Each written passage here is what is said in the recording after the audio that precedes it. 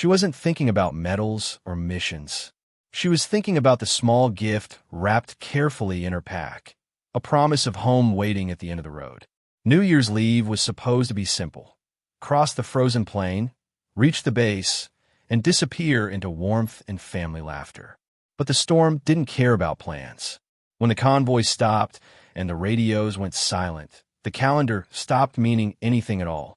Out there in the white nothingness, New Year wouldn't be celebrated with fireworks, only with decisions that could cost lives. Before we dive in, tell us in your mind, would you choose home or duty? The road was nothing more than a pale scar across the frozen plain, barely visible beneath layers of wind-packed snow. For most of the convoy, this was just another transit, another set of coordinates cleared on a checklist. But for her, it was the last stretch between duty and home. The small gift inside her pack was wrapped with care that felt almost out of place in a combat zone. It wasn't expensive. It didn't need to be. It was proof that she had survived another year. New Year's leave carried a strange weight in the military. It wasn't just time off. It was a psychological checkpoint. You made it through another cycle of missions, another rotation of risk, another set of faces you might never see again.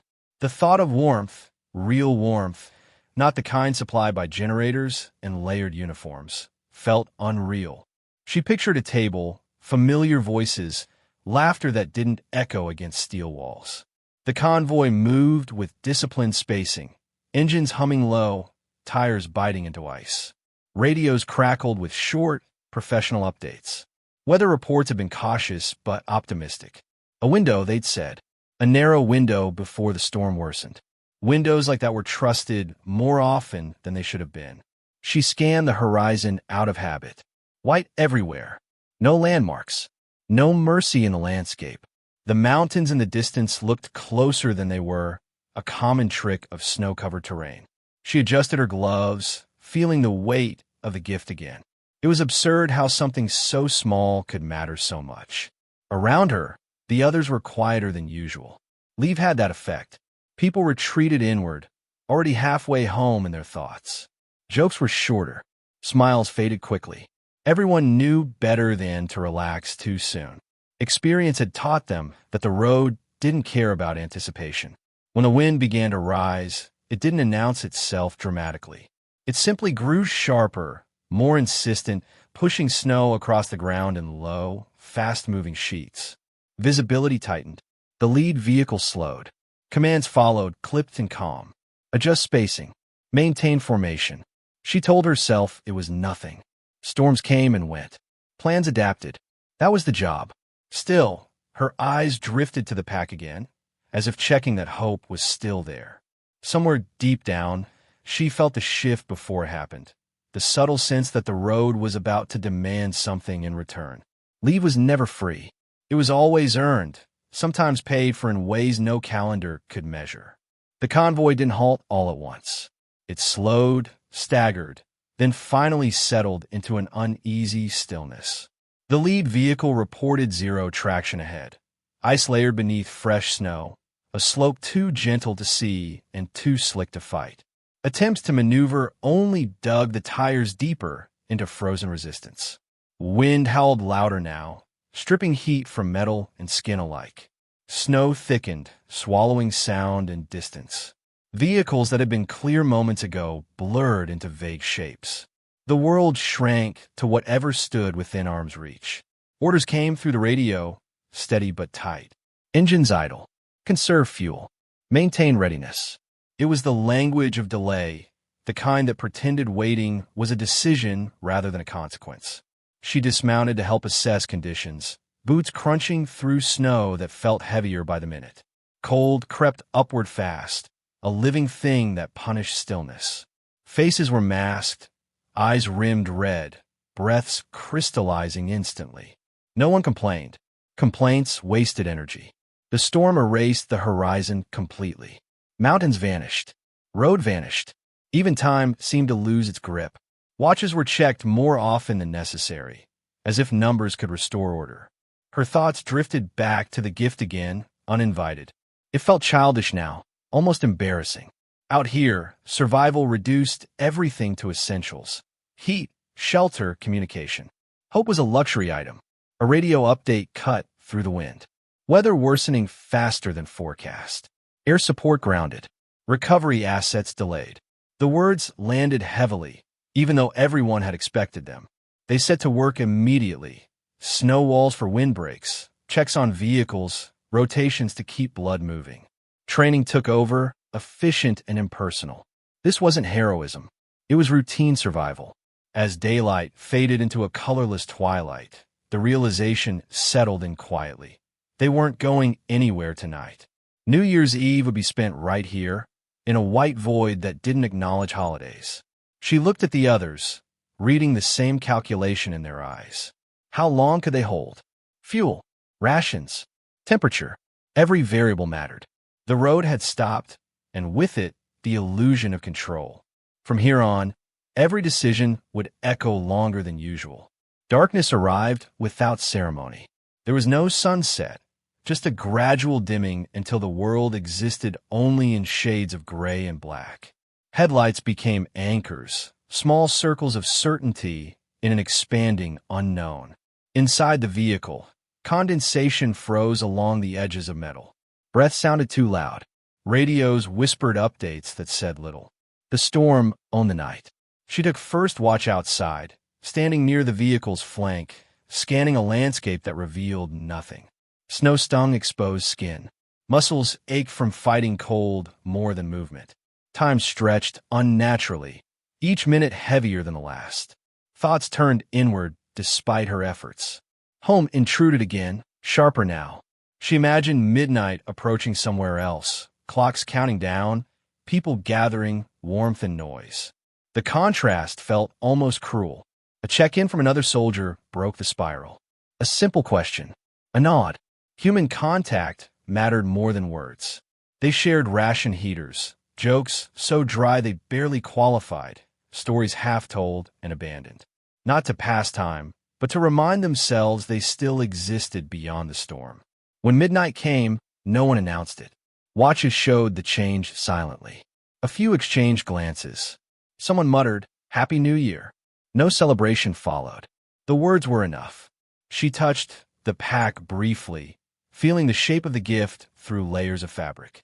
For the first time, she considered the possibility that it might never be delivered. The thought hurt more than she expected. Outside, the storm showed no sign of easing. Snow piled against vehicles faster than it could be cleared. The night pressed on, indifferent. Survival wasn't dramatic. It was patience, discipline, and the stubborn refusal to let cold decide outcomes. Morning brought no light, only a slightly thinner darkness. The storm had shifted, but not weakened. Visibility improved by meters, not miles. Leadership moved through the convoy, checking morale as much as equipment. Decisions were debated quietly, weighed against risk. Push forward and risk immobilization. Stay put and gamble on weather. She watched the process with respect. Command here wasn't shouting orders. It was carrying responsibility that had no good options. Volunteers rotated through the worst tasks. No one had to be asked twice. Fatigue showed in slower movements, stiffer joints, but discipline held. A brief weather update offered cautious hope. A possible break later in the day. Possible meant nothing and everything. They prepared as if movement would happen, knowing it might not.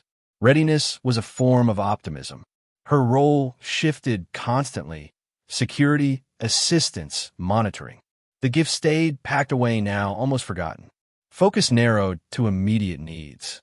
Leadership gathered the convoy for a short briefing. Clear, honest. No false reassurance. The truth was enough. They would attempt movement when conditions allowed. Until then, they held. In that moment, she understood something clearly. Home wasn't just a place. It was the people standing in the storm beside her. The wind softened first. Not stopped, just eased enough to notice. Snow fell straighter, less aggressive. The storm was loosening its grip. Commands came quickly. Engines started. Ice chains deployed. Every movement deliberate. The first vehicle lurched, slid, then found traction. A collective breath was held. One by one, the convoy moved. Slow, careful, no celebration yet. She walked alongside briefly, guiding, watching tires grip uncertain ground. Coal burned, but adrenaline carried her forward. Progress was measured in meters, but it was progress. When the road finally leveled and stability returned, relief washed through them quietly. They had made it through the worst. The convoy's forward momentum returned, but the price of the delay revealed itself slowly, in quiet calculations and difficult acknowledgments. Fuel gauges told a story no one wanted to hear. What had been planned as a straightforward transit had turned into a resource-balancing exercise where every kilometer mattered. Command gathered again, not to celebrate movement, but to face reality. Maps were unfolded against the hood of a vehicle, corners flapping in the weakened wind. Routes were reconsidered, distances recalculated. The original plan, reach the main base and release personnel for leave, was no longer realistic. The storm had stolen too much time. Safety now outweighed comfort. The decision came with professional clarity and personal weight. They would divert to a closer forward base instead. It was secure, warm, and stocked, but it was not home. Leave would be delayed, in some cases shortened beyond recognition. Messages would have to be sent. Expectations revised. She listened as the order was relayed, feeling the familiar tightening in her chest. This was the part of service no one advertised. Not the danger, not the hardship, but the quiet cancellations. The birthdays missed. The dinners left empty. The promises postponed. Around her, reactions were muted. No shouting, no visible anger. Just nods, tightened jaws, eyes briefly closing before refocusing. Everyone understood the logic. Understanding didn't make it painless. She reached into her pack during a brief halt, finally taking the gift out. The wrapping was slightly creased now, edges softened from movement and cold. For a moment, she considered unwrapping it herself, just to see it, to remind herself what she had been carrying through the storm. She didn't. Some things lost meaning if opened too soon. The convoy resumed under revised orders. Speed remained cautious. The landscape, though calmer, still demanded respect. Snow reflected light harshly now, turning the world bright and blinding.